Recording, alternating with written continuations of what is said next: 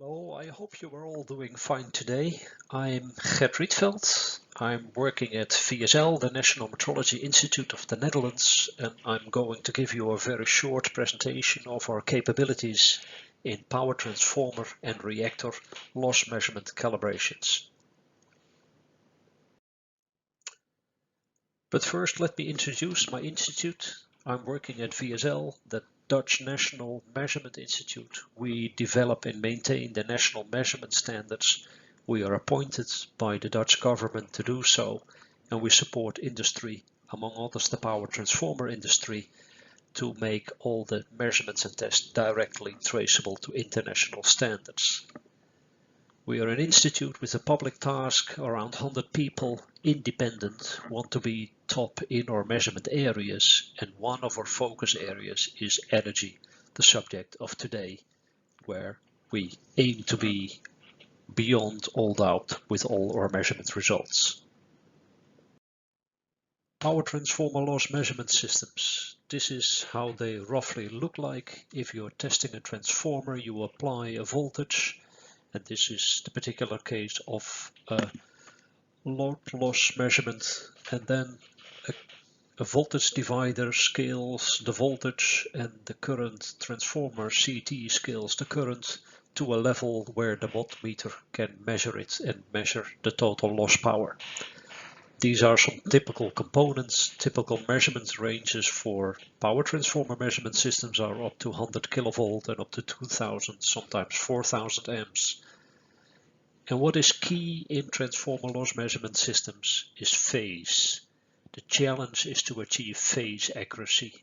An ideal transformer has a phase of 90 degrees, and it is the aim in the measurements in the test to detect how much the actual phase angle deviates from this 90 degrees, and that places ultimate requirements on the phase of the system.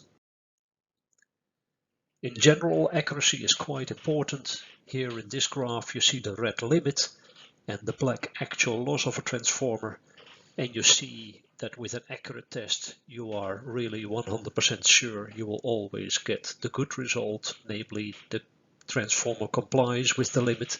With an inaccurate test, the test result may be above the limit and then it fails to detect the actual compliance, and vice versa. If you're buying a transformer and if the actual transformer is above the limit, with an accurate test you will really detect this, whereas with an inaccurate test there is a chance that the test result fails to detect the non-compliance. So that's why we were aiming for a very high accurate reference system, since this gives correct decisions and also allows to save cost. The calibration, you can do it in two ways. One of it is component calibration. So you calibrate the power meter, the current channel and the voltage channel. And this is a picture of an on-site calibration done by our institute at a site of a power transformer manufacturer. The setup and the results, indication of around 1 minute. These are the red dots, which is roughly the limit dictated by the IEEE standard. Our accuracy is down to 5 microrad, 0.02 minutes. And similarly for voltage, slightly less accurate because there's more effects that come into play and that may give wrong results.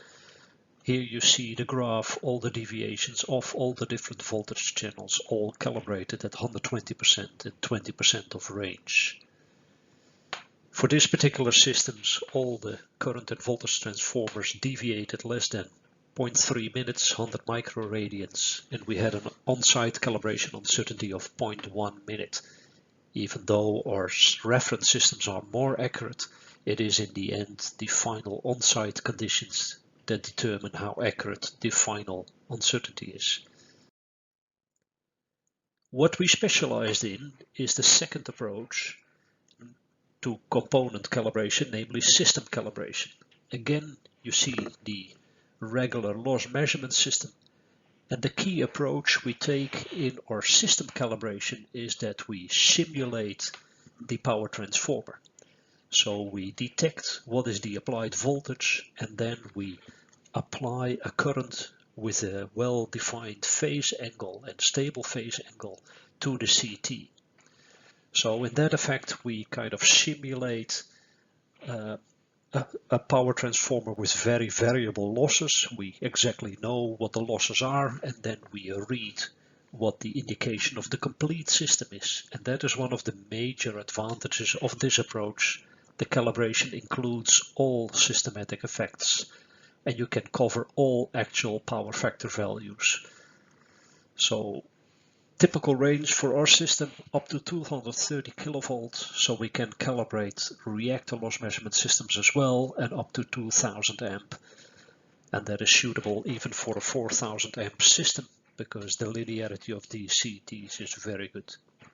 The accuracy 0.2% at a power factor of 0.01, and that is to be compared with typical 3 to 5% requirements from the written standards.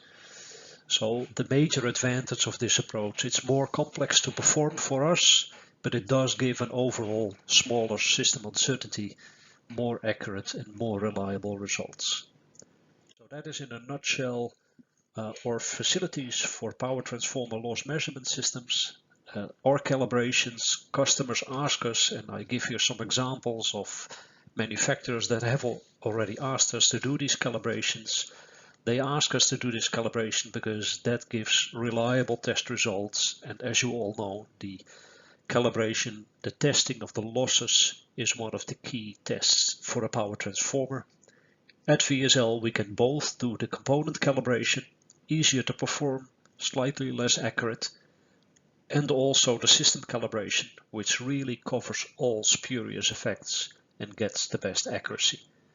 Thank you for the attention for today, and I will be giving a more detailed presentation later, and you will hear more about that during this meeting.